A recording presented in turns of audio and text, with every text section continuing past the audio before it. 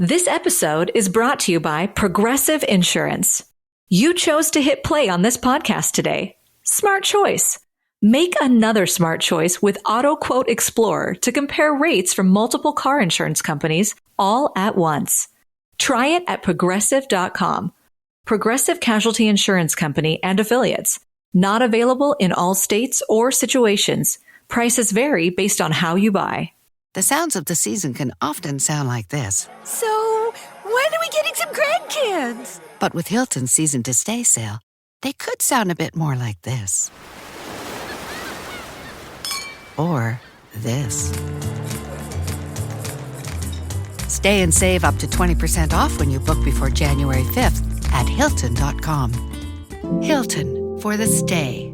Minimum 2-night stay required. Excludes luxury and all-inclusive properties. Terms and conditions apply.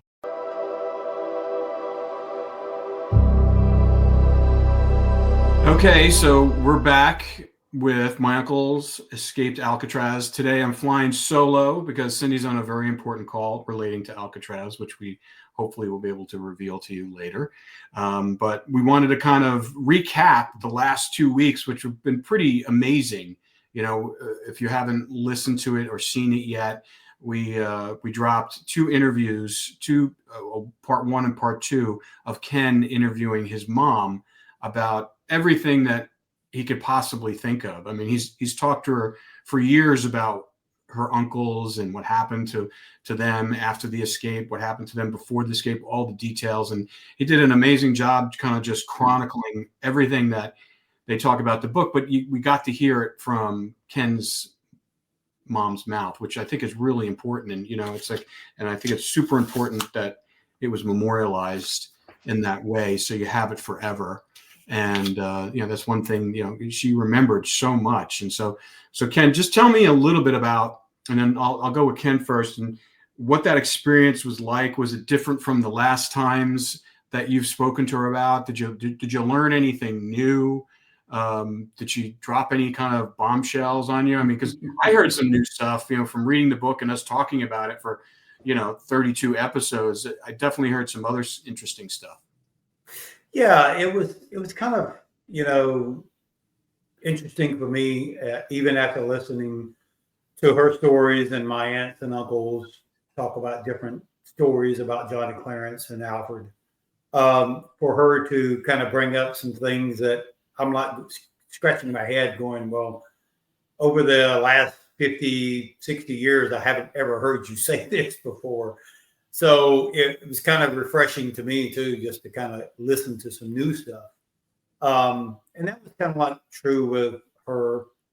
Sometimes, you know, even when I was young, she would tell me something, and then the next time she told me, she would add something to it that she remembered. And so that was what was kind of interesting. I love hearing her tell the story about her brothers. And like I said, growing up, that's all she ever talked about was John and Clarence. And it was true anytime the Anglin family got together, either with us coming down and visiting my grandma and grandfather and the other Anglin members, or if we had an Anglin family reunion, which they have once a year, still have it today. People eventually, my aunts and uncles would bring up John and Clarence, and someone would say something or tell a story about something that one of them did, either as a kid or a teenager, or, you know, after they got in trouble, just different parts about their lives. And I just remember hearing all of these stories, and it's kind of amazing that I remembered most of them. So, yeah. Mike, how about you? I mean, obviously, is this the first time you've actually heard Ken's mom speak? Not the first time. Well, first time live or recorded live. The first time that I saw her was when Ken did the show back in 2015, where at the end of the show, they go back to her house and they go over, Art Roderick goes over all the information. So that was my first introduction to her. Mm-hmm. But the thing that I was pleased about was, you know, as Ken and I were working on the book, doing research, and he was sharing these stories that his mother had told him over the years, mm-hmm. and how closely they lined up to what Ken said. So Ken remembered them well. and then the mother was recounting them, and they were lining up nicely. It wasn't like Ken said one thing and the mom said something very different. It was the same information. And as Ken said, a few details here and there were added that we didn't really know before. But essentially, the stories were right on line. So we, as far as she remembers, we got it exactly right in the book. So I'm glad to hear that. Yeah. One of the things that really surprised me when she was talking about when they went and bailed him out at jail, when they went and bailed out Alfred. That is hilarious. I mean, that to me, when they're on the run, right? They got outstanding warrants, right, and they got the cojones to literally walk in. And that was in Florida, correct? Or was that in Atlanta? That was in Florida, and that was typical of the stories that I heard about John Clarence and Alfred. Was they're very bold, not afraid of anything. They were the type of people, like I said, they could go out into the Tampa Bay and they weren't afraid of sharks. I mean, they would swim the Tampa Bay all the way to what they call the Skyway Bridge, and they would swim out into to the Gulf of Mexico and back. So it was, they had no fear whatsoever. Yeah, it was just the way they were brought up. Mm-hmm. Yeah, it's crazy. And also I love just kind of seeing her. You can actually see her kind of recalling a lot of those stories and kind of reliving them. Right. Like her eyes are like flashing from left to right, and it must have been. It just gives you. It's both inspiring and also a little eerie. That that she can remember all this stuff at the and she's in her 90s, correct? She is 89. She just turned 89. 89. And her sister, is she younger or older? She is younger, so she's the next in line, so she would be number 11. Mm-hmm. And so I believe she is 80, either 87 or 88. Mm-hmm. And they all of the children were born almost like within a year of each other. Yeah, they're all Irish twins. Yes. 14 Irish twins. Yes. That's crazy. Well, John and Clarence were only like 11 months apart. I mean, they were almost born in the same year. So your mom was basically pregnant for over a decade.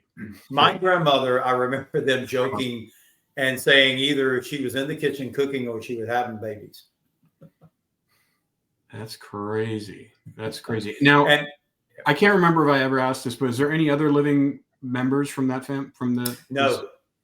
My mom and her younger sister are the only two left living siblings. Wow. Yep.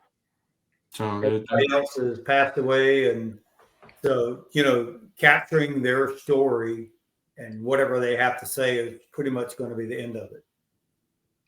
It's incredible. Incredible.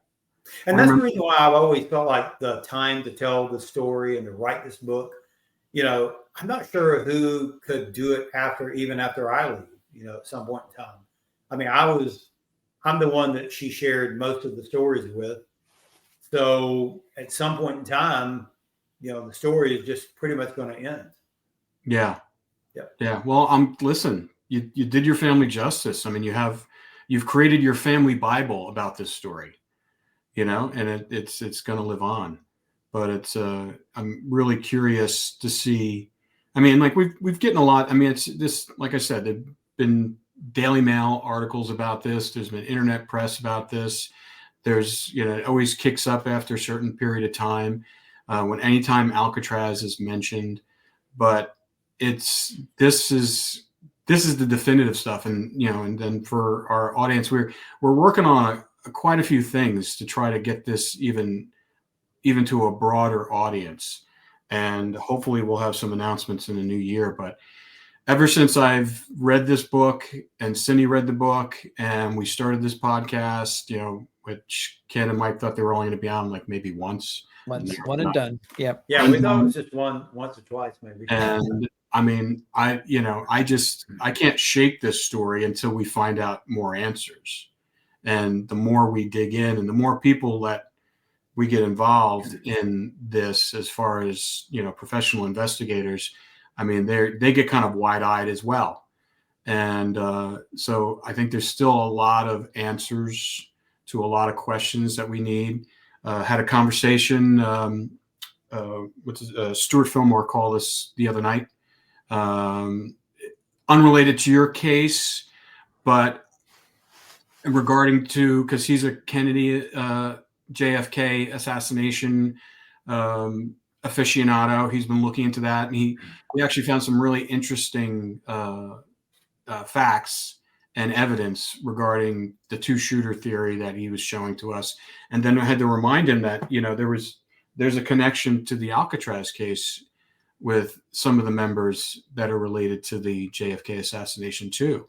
Like we talked about the Candy Bar and the Jack Ruby, who was friends with Candy Bar, and, the Mickey Cohen connection, and, the Oswald connection that was reported in the thing. And he didn't know about that. So he was just like floored about that. So he's going down another rabbit hole right now. Poor man. No, he was like, for guys like that, and for people that, he's a trained investigator, and that is just more fuel to, to kind of look into. And because it's fascinating, and it's going to be fascinating to see what's going to happen if they actually do roll out that information. Right. As the President-elect Trump said, and he promised RFK Jr., he says he's going to let him have at it. So that's going to be really interesting. And whether or not that the exposing and unearthing that file, does that give us an opportunity? Does that give us an opportunity to get other files that we weren't able to? Because it's going to be interesting to see if the FBI files match up to the Warren Commission, because I'm talking about for our case, for Alcatraz, if they start releasing those files, does that allow us to kind of make another request through a kind of new FBI management and transparency platform that allows us to see the stuff that we haven't been able to see? Right. And that's what I was thinking, is that, one, I don't believe that the FBI files will match up to the Warren Commission. I believe that the FBI files are going to identify Jack Ruby and Oswald coming out of Mexico. I believe they're going to identify Mickey Cohen in this FBI file, which is going to match up to what we know is in the FBI files for Alcatraz. So to me, I would love to see President Trump, when he gets into office, not only release the JFK files, I would love for him to release the FBI files on Alcatraz. Yeah, that's what I'm hoping. To me, that case should already be closed off right now. If they really truly believe that they've drowned and there's nothing else to find, then release the files. If nothing else, we'll release them to us three so that we can go through them. Yeah, because unlike the JFK, the I don't know what the blowback would be. The JFK thing, which there's all these speculations about, obviously, the head of the CIA at the time, along with LBJ, and that it was definitely a staged coup. That's the big dirty secret that no one wants to talk about. That they think that'll earth shatter, democracy. I think we're so beyond that at that point. Right. I think, if it did something like that happen, then, it is what it is. It's in the rearview mirror now, right. As is this. So any kind of mistakes that are made with the Alcatraz investigation is, nobody's alive that can be prosecuted for this. Or, they named an airport after that head of the CIA in Washington, D.C., so it's like, it's all in the rearview mirror. So I just, to me, I don't understand why they I've never understood why they don't want to release it. No, I would probably say 99% of the people in those files have already passed away, dead. Do they really believe that they're going to catch John and Clarence and Frank Morris at this point in time? Do they really believe, even if one of them was alive today, do they really believe they're going to take them and put them back into prison? I mean, No. come on. Well, yeah, even Art said that nothing would happen to them. No. Nothing would happen. Release the files. Let us have them. Give back to the family all of the letters, all of the photos that you have, and, close the case. I mean, it's time for the case to be closed and everything revealed to the public, period. Yeah. It just, one of the things that's remarkable to me about this story, just in general, kind of pulling back a little bit, is you have two men who grew up in Ruskin, Florida. At the time, there were only a few hundred people living there. It was a farming community, had been there for 100 years or so. And before that, it was Indian land. And these were just small-time criminals who just did little petty thefts here and there. They went to jail. They didn't really do much. They were not violent men. They never hurt anyone. They just wanted money to kind of live a better life. We've talked about that. And through a series of circumstances, they rob a bank. They go eventually to Alcatraz, and they start rubbing shoulders with very important people. The Kennedys are involved in their lives, not directly, but indirectly. They meet Cohen, they meet Whitey Bulger, they meet Bumpy Johnson, who are all at Alcatraz at the same time. And then through them, they connect to other people, Oswald, Jack Ruby, indirectly, who are, touching their lives, and how much we don't know. That's speculated about, or is that information in the FBI files, the records as well. When they were in Mexico, who did they see in Mexico? What happened in Mexico? Does it touch on the Kennedy assassination indirectly? Did they see them down there possibly? It's just amazing to me. You have these two men who are just very common farmers who are thrust into the national stage, commit this incredible escape or execute this escape. And 60 years later, we're still talking about it. Clint Eastwood did a movie about it. Many, many books are written about the escape in Alcatraz, many, many documentaries. We're pursuing more options in that regard. The story won't die. There's just something about it that has taken a hold of it. People are so fascinated, we have our Facebook page that's dedicated to the Alcatraz escape, and people in different parts of the world are commenting on the podcast and what they're learning through what we're talking about, what we're revealing. It has interest. On our website that we have for the Alcatraz book, you can look at the metrics of who's logging in, who's checking into the website. And for some reason, Australia is interested in Alcatraz. Almost half of the people logging or going onto our website are from Australia, of all places. Well, it was a prison island. It was a prison colony. Yeah, there's just something about this at one time. and so that to me is just remarkable. It starts off so small and it becomes this big thing that just keeps going. Yeah. Well, what I wanted to ask both of you is that if they do, what you've guys gone through all the FBI files that you have that have been redacted and stuff like that many times. So what do you think they're holding back on, and what do you think if they does, and how much of it is it, and do you think it's a lot more, or is it you just think it's selective things that just, to me, the only reason to hold back on information like that has nothing to do with sources or methods? Well, I will tell you this. So what really kind of turned me on to the FBI files, and I had a copy of them in 2012 when, at that time, U.S. Marshal Michael Dykes gave me a copy, which I thought he was giving me something that no one else had. I didn't know that you could go out onto the internet and download them at that time for free. But anyway, regardless, so I had them all for like all the way up into 2015 when we did the History Channel documentary, and I never really kind of read them that much. I skimmed over them. It wasn't until Art Roderick, we're sitting at a German bar, me and him, and we're drinking beer and we're getting ready to do one of the last shoots. And I told you he always had this vision of us doing the show where we would have this big white chalkboard and we would draw lines from different theories or different things that were in the FBI files.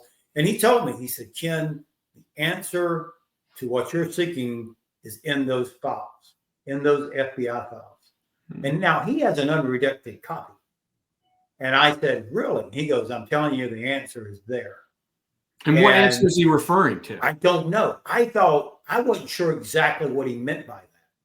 But that's when I really said, okay, I'm going to go back through and really read the files. And the very first time I ever went through, I was like, oh my gosh, I had more questions than I had any answers, because I would come across things that I would go, what in the hell are they saying here? And then it would be redacted.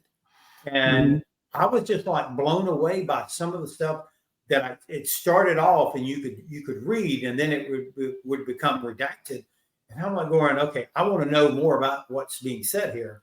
And of course, I was able to get some things through the Freedom of Information Act, like for instance, the letter that someone wrote to J. Edgar Hoover early on in one of the volumes, where he's talking about, someone leaving the island early, and he was talking about a boat, and a lot of the things were redacted.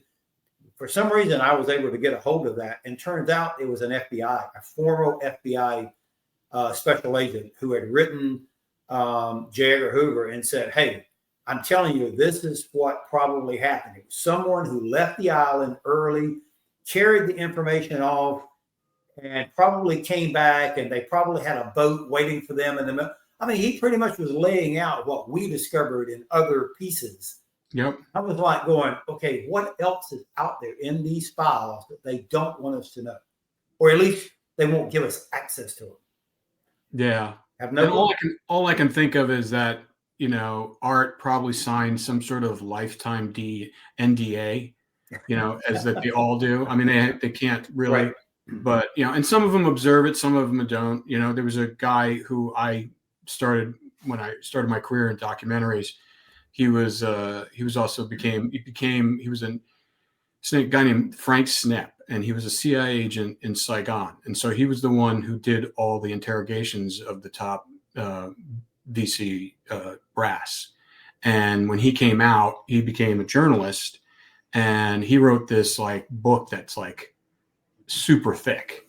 And so he was the first one who to really test that, ability for a government official to expose methods and procedures and stuff like that. He went through, he got sued by the CIA and stuff like that. And he eventually came out on top because it's First Amendment rights. And he was just revealing his experiences, which were, he was on the last chopper out of Saigon. And, but that's way more sensitive material than this. Right. And that is out there, and it's been out there for a while. He was the first book who kind of exposed it all. And then, and he references documents, and he has copies of documents and stuff like that, because, at the end of the day, there's no threat to our security in regards to this stuff. That's usually the main reason that, it's either protecting people's reputations, their jobs, but with this, it just, unless they just have it, because J. Edgar Hoover it's just, he has this lockbox that says, don't open for the next 100 years. And, that's all I can think of, is that there's a time capsule type thing here, but there's no benefit for them to sit on this material at this point in time, which just really, and that's the thing that was getting kind of cagey when we were talking to Art, because he would agree with a lot of the stuff that we were talking about, and the hypothesis that you and Mike have basically through all the facts that you've kind of garnered, but that he would then he would go back to his standard, statement of they died in the bay, they never made it. Well, it's the same way with Art when we brought up Alfred. And where they had never interviewed Alfred, and then he claims, well, they did, and it's in the files, but it's not in the files. And then he said, well, I've read it, but where have you read it? Because we've never seen it.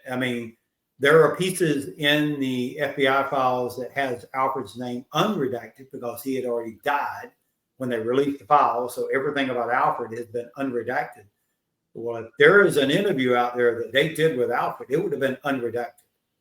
And it's not in there. So I couldn't tell you what that interview what was the substance of that interview?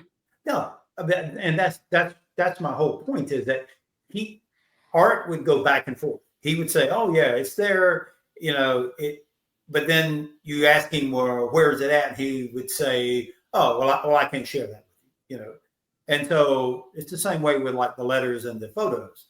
For the longest time, Art used to tell me that they don't know, that the FBI, or not the FBI, but the U.S. Marshals don't know what happened to the letters or to the photos. But then whenever I confronted him with, well, Marshall Dyke gave me a copy of one of the letters in 2012, so you had it then, then it became, oh, well, we've got it, but we can't share it with you. And I'm like, well, why? And he was like, well, it's because it's evidence. It's correspondence between the family and the prisoners. And I was like, well, then why didn't you come get the letters that they wrote the family? Because that's correspondence too, right? And then he was like, well, that doesn't mean anything. But the word evidence, when you're withholding it, means that there's going to be some sort of case. Yes. So it's like they're not, and that's the sticky that's the sticky term that they use all the time. Police and investigators, they said, well, we can't share anything to you because it's still under investigation. And that's how and rightly so. I mean, if it's a hot investigation, but this is 60 years later, they're not looking for them. They haven't been looking for them for a long time. And we've even had Art on record saying that if they were alive and they did find them, nothing would happen to them. It would just moving on. It would be closing a chapter. So them saying it's evidence I think it's a wrong way to phrase it. It's not evidence. Because either we're going to have to wait until John and Clarence turn 99, or I'm going to go back down the road of trying to have them pardoned, and that would close the case, basically. Then there would be no case, right, to try them on. Yeah. So I tried that one time, and my congressman, which I thought he knew what he was talking about at the time. He told me, because I was like, okay, I want you to help me try to get them pardoned. And he said, well, we can pardon them for the bank robbery, but we can't pardon them from escaping because you have to be caught and tried before you can be pardoned for something. And so I always took that as, okay, well, you can't pardon someone for something they haven't done yet or been tried and convicted yet. And so that makes sense until our president right now, gave a pardon for something that hasn't even happened yet. So I'm like going, well, then what you told me isn't true. Yeah. Because you can pardon something that hasn't been charged yet. Yes. Or convicted of. So I'm going to go back now and say, hey, that's not what you told me was not true. Yeah. I want to pursue and see. The good news is we've spoken to Pam Bondi before. Oh, I would love to talk to her. Yeah, because she's going to be the one that's going to be heading up the DOJ. Right. And so that's going to be interesting to see if we can get her, because we have friends of ours who are pretty high profile attorneys down in Florida. And we were talking to her about another case that we were working on while she was the head of what was she, the Attorney General then? Attorney General of Florida. Yeah. Right. But it's going to be interesting now to see what we're going to be able to have access to, making new requests on a new administration that hopefully is going to be more transparent. And also because, they're talking about Kash Patel, who's going to take over for Christopher Wray. And he's talking about pretty much an overhaul of the. Well, I wrote a lengthy request to the current Attorney General, and months and months and months ago. Now, I've never heard anything back from my request. Well, here's the clue you have to do. you have to, a friend of mine who was wrongfully convicted, someone that Cindy went to high school with, he spent, on his 18th birthday, senior year in high school, he wakes up and both of his parents are brutally murdered. He gets fingered by it. And, it was his father's business partner who basically killed him and his mother because he owed him money. And he was in cahoots with the local police department. So they kind of covered it up and they fingered, and he spent 18 years in prison before he was released. No one would look at his case. No one would look at it. He wrote 30,000 letters and finally got a PI to look at it. And that PI actually not only helped him, but found the murder weapon, found new evidence and new witnesses after 18 years. And he was able to get exonerated after all that time. Now he spends his time. We did a whole documentary about it, where he, both for television, now he's a Georgetown professor and he's teaching kids how to look into wrongful convictions and trying to turn over new evidence and stuff like that, and work with the Innocence Project and stuff like that. But yeah, it took that many letters before someone kind of took notice. So I think, I've written a lot of letters.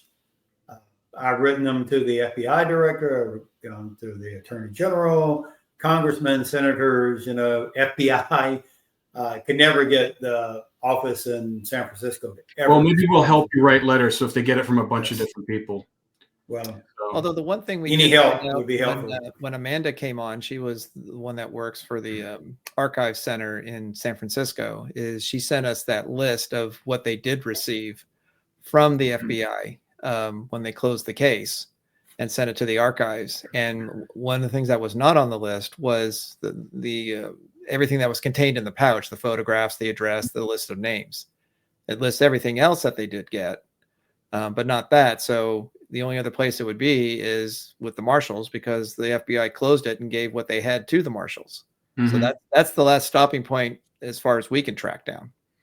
Well, and like I said, when we met with U.S. Marshal Dykes in 2012.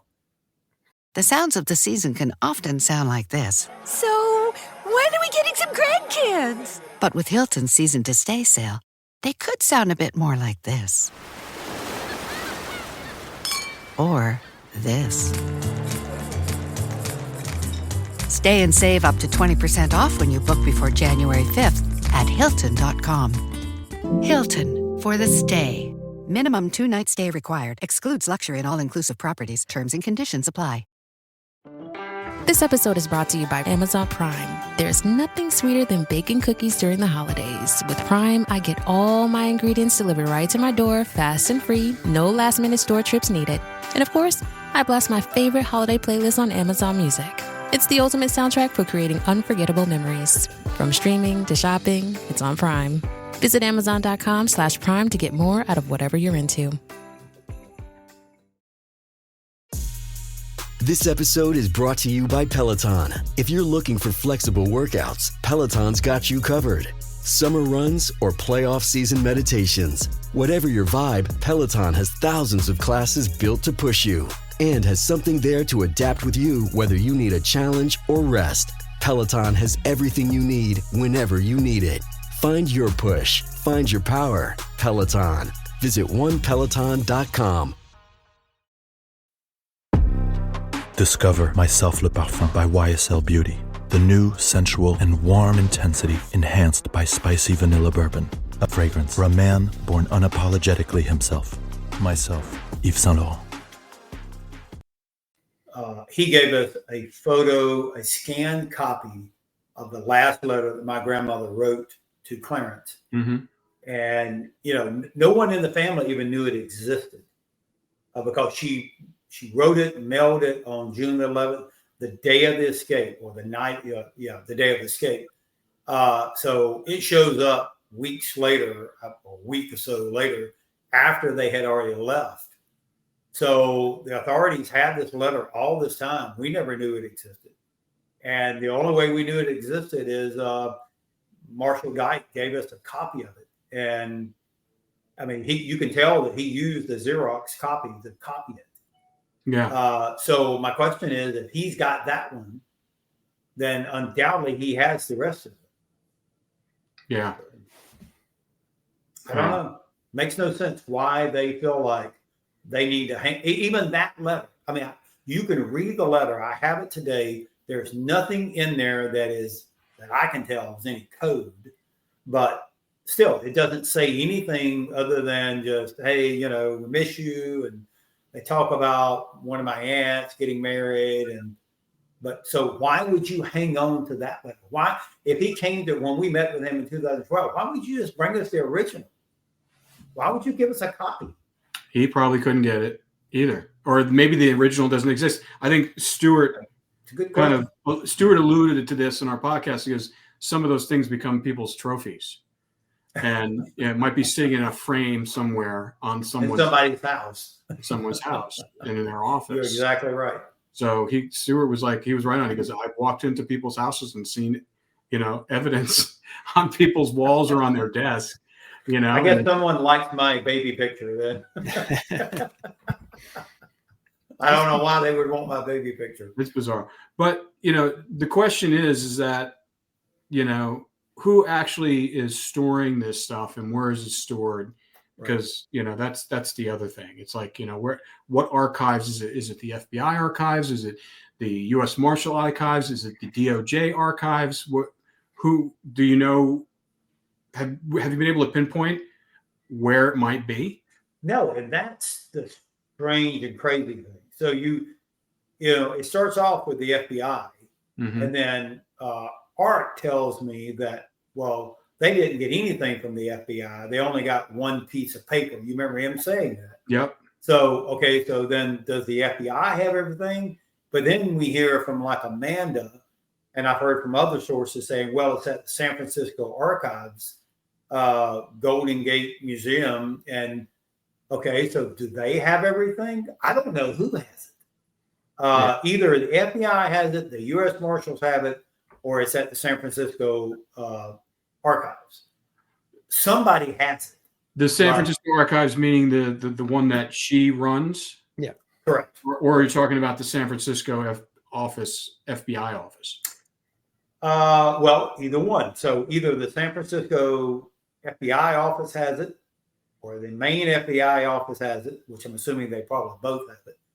The U.S. Marshals, or it's the San Francisco Archives, Golden Gate Archives group that has it. One of the three has it. Yeah. Or it's at someone's house. Yeah. I mean, I think, a phone call to Amanda would be able to be able to verify that.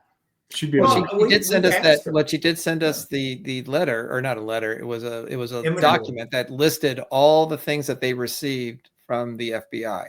It's itemized. I think we've sent it to you, I believe. I can't remember. Yeah. And she was very specific because she said that this is what she said, that they're very careful about when they document because they have, all these different records, not just for Alcatraz, but anything that's related to San Francisco history. That they take great care in documenting everything. It's all listed. It's all placed in certain places. They know how to find it, kind of a thing. And she said specifically on the show, because she was recalling the list at the time, that they did not get the pouch documents. They did not receive that. And then she forwarded the list that was dated. I forget what the date was, but and it does itemize everything on there, and the pouch is not listed or its contents. Everything else is that we've seen, the files, the masks, the fake grills, the paints, the paintbrushes, the periscope, all the things that they use that were collected after the escape. Those were all listed, and those, we've seen pictures of them. So they're not with what is listed is not being withheld. Now, does that mean it's still there and they're hiding it? I can't say. Well, all I can say is that one, very reputable Alcatraz historian, Michael Essinger, told me that he saw it at the archives. He saw the pouch along with all of the photos. He said it was there. Even Art Roderick told me one time that it was there. Now, what happened to it? Did they lose it? They just not telling us the truth about it? I don't know. The strange thing, too, about the pouch and the contents is that if you go and you look in the FBI files, those 17 volumes, close to the end, they have almost one volume that is dedicated to nothing but photos of all of the evidence that they found, all the items in the water, like the paddle, the vest, the raft that they found on top of the cell house, all the items that they found that they were working on, all the items within the cell, in the cells and everything. They never once photographed the pouch nor any of the contents. It is not in any of the FBI files. Mm. So why would they photograph everything else if it's evidence? But yet this one piece has never been photographed. Well, what they do include, and we've mentioned this before, is no photos is true, but they do itemize everything that were in the pouch, and they give little brief descriptions of each item. There's about 70 or 80 of them altogether. But everything else has been photographed. But the pouch itself has never been photographed. Or at least it's not in the FBI files released to the public, nor any of the photos, nor any of the other contents to it. Yeah. So one has to draw a conclusion is that there's something about that they don't want out. And I swear you can, how would you show those photos as evidence or those letters when clearly you can go and look and see the photo that was taken of John's cell the next morning, and all of those letters are sitting in his cell. Yeah. How did all of those letters in his cell the next morning wind up in the bay? He clearly didn't take him with him. Yeah. And there are a lot of letters. That thing, that stack is, it's like that thick. It's a very thick stack of letters. You can't miss it in the photograph. No. And as well as I know that if someone writes you a letter, especially with Clarence, one of the items that they found in that pouch was a receipt where my grandmother, when she would send them money whenever she could, she sent him, undoubtedly must have sent, in fact, I think I even remember Clarence thanking her in one of the letters. She sent him $5. And whenever it comes, to the prison, they take the money, deposit it into the account, and then they would probably stick into the letter the receipt. So the receipt, that's not something that Clarence would have taken with him and said, oh, I got to have this. This is important information, Yeah. It's stuck inside of one of those letters, and they find that in the bay. And just like all of the photos were probably inside of each one of those letters. And whoever grabbed those letters and said, we want to throw these into the bay to make it look like they drowned, all of those photos were inside those letters, winds up into the bay. And that's the reason why they find photos. Yeah. I just don't. Along with the letters. To me, the logic of them just quickly trying to cover up the escape initially to make it look like they died in the water when they didn't have all the information yet. It was almost like, why would they want to do that? Why wouldn't they, it's like, well, James Bennett, like, just to kind of parallel, the young man, the 26-year-old who shot the United Healthcare CEO. I mean, they put his information out there very quickly. Just the same with the escape that happened up in upstate New York at forget the name of the prison, but they put their information out there very quickly. It's just like, they didn't say that they said they're at large and like that, and they put it out there in the news and stuff like that. I just don't understand what the rationale was to not put a blanket, thing and just continue to look for them unless they didn't want to find them. Exactly. Well, it's just like, the very first time that it's ever mentioned about them drowning, that they probably drowned, was Bennett, James Bennett, director of the Federal Bureau of Prisons at the time. Right after they found the pouch, the day after they found the pouch, he's the one who started off saying they probably drowned because this was an important piece of item and they would not have lost it if something hadn't happened. So we believe they drowned. They started forming the hypothesis, the theory that they drowned based upon that pouch. Solely based upon the pouch, nothing else. Not based upon, we found the paddle or we found the life preserver, it was based upon the pouch. For whatever reason, they use that as the reason as to why they say they drowned. I have challenged people before that I've had debates with. Tell me one piece of evidence that they found that would indicate that they drowned. Yeah. That's the only thing that they ever used. And now we know that it was in their cell the next morning, which means they didn't take them with them. No. It was planted. It was planted. Yeah. So if it was planted, why are they trying to do this? There's got to be something else they don't want out. Did Art ever see? I'm sure you shared all the Whitey Bulger letters with him. I did. Yeah. What was his take on that? Well, I never shared all the content with him. He knew I'd been corresponding with him. But you just told him that what you've been talking to him about. Some, not everything. He just said, he would, even like today, you talk about Johnny Clarence, he's very vague. He never really would say anything about Whitey other than, he was a criminal. You can't believe anything he says. He's just talking to cover his own self, things like that. So to me, it's just, why did he participate in the documentary then, if that's the way he felt? I really felt like that Art, when I first met him, the very first time in Seattle, I really felt like he was genuine. He wanted to solve this case throughout the shoot that we were doing. I felt like he really wanted to be involved in it. Then when we showed him that photo of them in 1975, I could truly see the shock in his eye. And I was like, okay, Art's on board, and the documentary comes out, it was a big hit. And then Marshall Dykes started questioning the 75 photo of them, saying, that's not them. I measured Clarence's arm and it doesn't match up to another photo. And so then Art all of a sudden started going, yeah, we don't believe it's them. And I was like, what do you mean you don't believe it's them?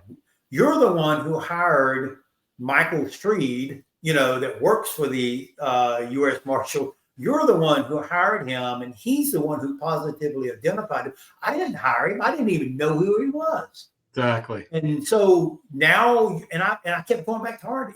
Art kept going, well, people can get it wrong. And I said, wait a minute, Art, are you telling me that Michael Streed, the one that teaches at your academy, got it wrong? Is that what you're telling me? And he would go, well, I'm just saying there's other ways of looking at stuff. I was like, he never would throw Michael under the bus because he's law enforcement. But did you ever tell him that Whitey identified them in the photo as well? Yeah. He doesn't want to believe anything other than what undoubtedly somebody told him. Either he's backing up his other, U.S. Marshal buddy, or someone has come to him and said, listen, do not agree with this. Yeah. That's the only thing I can think of, because he has told me before. To me, I still don't get it. I mean, what could possibly be in Pandora's box in this case? Got to be, I swear, I think we're going to find out one day, it is somehow tied to the JFK files. I don't know exactly how. I can't tell you for a fact that I know what it is, other than the common link is Mickey Cohen. Yeah. Mickey Cohen being involved with the escape from Alcatraz, and also possibly somehow connected with the JFK, along with, Chief Justice Earl Warren. Yeah. He's another factor in this thing. He's the one who works with Mickey Cohen to get out of prison. And he's also the one who works and writing the document on the JFK assassination. If you wanted to cover yourself, you got the perfect person, because he wrote the Warren Commission and pretty much put a bed to any conspiracy theory about, there's other people involved. I mean, He wouldn't even listen to anything. Mike, what do you think about that? I mean, I'm sitting here, you're kind of glazed over there. You're just kind of like... It sounds reasonable. The pieces all line up together, but it's all conjecture. So What's I mean, conjecture? Ken does bring out a good point about, something from so long ago. What is there to be afraid of to not just release everything? Here are the files, here are the document, here's all your family stuff back. We don't need it anymore. This is a dead case. They're most likely passed away long ago, years ago, most likely. So why keep all this stuff? Why withhold it? Why resist? Unless there's something there. I mean, it's reasonable to assume there's something there that is explosive, that is very embarrassing to somebody or some administration. But it's all, we don't know for a fact. It's reasonable to conclude that, but there's right now we don't have the evidence, just suspicions. Yeah, but it's like 60 plus years ago. It's just like the government has had so many more embarrassing moments since then. I agree. Just to talk to. I wish I could go to the FBI office or the U.S. Marshal's office in San Francisco and just say, just give me everything you got. I'll take it, and they won't do that, of course, but I wish I could. Yeah. Yeah. Well, even if they, that's the whole thing. It's always they always say no in the beginning. And so you keep on pushing and pushing and pushing, and hopefully something will come of it. Well, usually what happens is, I can't remember specifically what happened, but there was something that was kind of an embarrassing thing that happened, and it was getting no traction. And then the media got a hold of it, exposed what was going on. Then all of a sudden, very quickly, it was resolved because of you're shining a light on it. And that's usually what happens is when the stonewalling happens and there's no good reason to withhold something, or an injustice was taking place, like your friend, who was in jail for all those years, and then finally somebody shined a light on it and there was all this heat, then all of a sudden he gets exonerated because they realized this guy was railroaded, that there was corruption involved. Yeah.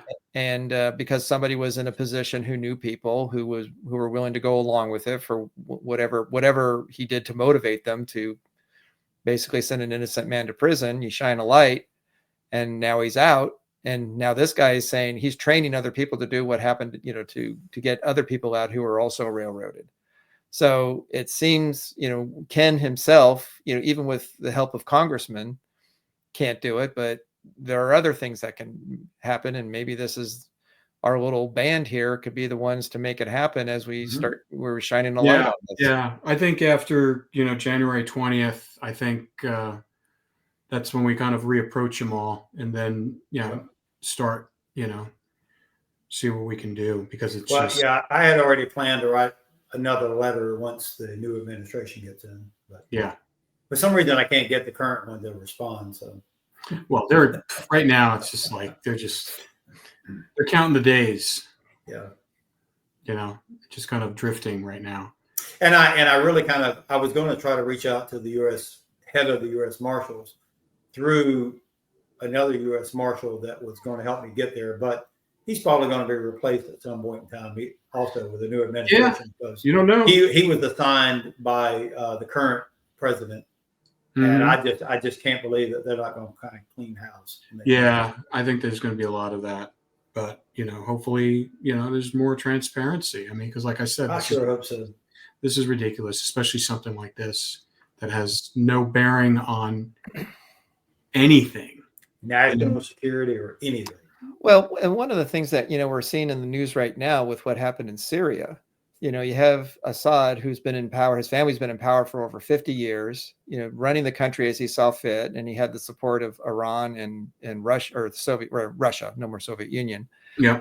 And then because of other things going on, they pulled their support, and his administration crumbled. There was a civil war for years and years. And then in a week and a half, he's gone, and everyone's taken, these insurgents have taken over. All these people have been released from prison. All the things all the secret things they were doing, this is all going to be released. It's all going to be exposed. I know. It's going to be a floodgate of horrible things that happen there. And I'm not saying that's the same thing here, but you have an administration, you have people in positions of authority who are resisting any kind of release of information, or very little release of information. And then now we're going to have a new administration. And hopefully it'll be the same kind of an effect, that the resistance is gone because you have new people in place who are not toeing the line of the old guard. It'll be the new guard, and they'll be like, what's the big deal here? Here, take it. We don't care about this stuff. It's so old. Hopefully that'll they're already tearing through all the secret prisons and letting out the political prisoners, and they're going through all these the hidden labyrinth of vaults and subterranean places. That I saw a video yesterday. The guy was walking through it. It was like huge, and it was like a whole city underneath the ground that, escape places and stuff. It's going to be, it's going to be a power vacuum. Who knows who's going to come out with that information? And I'm sure our government's trying to keep a lid on some of that as well, because I'm sure, during this whole war on terror, I mean, they've had to, be, friendly with enemies and, all that kind of stuff. It's going to be a mess. It is. Yeah. But just like, Cuba kind of crumbled after Soviet pulled all their aid, same thing happened with Syria. Very similar. They crumble. Iran and Russia, that was it. And that's what, that was the only thing protecting him. Now he's in Russia, living in Moscow in a condo. So I'm hoping the same thing happens with this. Like I said, we have new administration, new people in positions of authority, and they're not going to have the same allegiance to what preceded them. And then we make our request, we, kind of make some noise, rattle some chains, and then hopefully they'll be like, yeah, sure, you can have it. Yeah, we don't want this anymore. It's not a big deal. Yeah, exactly. Well, maybe with the new FBI director, we can petition him, and he can at least, if he won't close it or give us the items back, maybe he'll at least let us see them. Yeah. Yeah. All right, guys, we got a lot of work ahead of us. I thought we were just sitting there, but it seems like the more we dig in, the more work we have. So totally agree. All right. Well, we'll see you next week.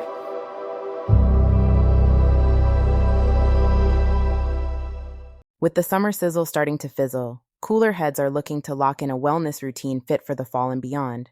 Lucky for you, Ritual's high standards don't drop with the temperature. Fully committed to traceable science and sourcing, Ritual is shaking up the supplement industry with high-quality ingredients and scientifically developed formulas. With them, you know what you're taking, where it comes from, and why it's important. They've got every base covered, from their clinically backed Women's 18+ multivitamin to groundbreaking options like stress relief and sleep melatonin, which both use first-of-its-kind BioSeries technology designed to optimize formula delivery. And right now, for a limited time, get up to 40% off your first month at ritual.com/podcast.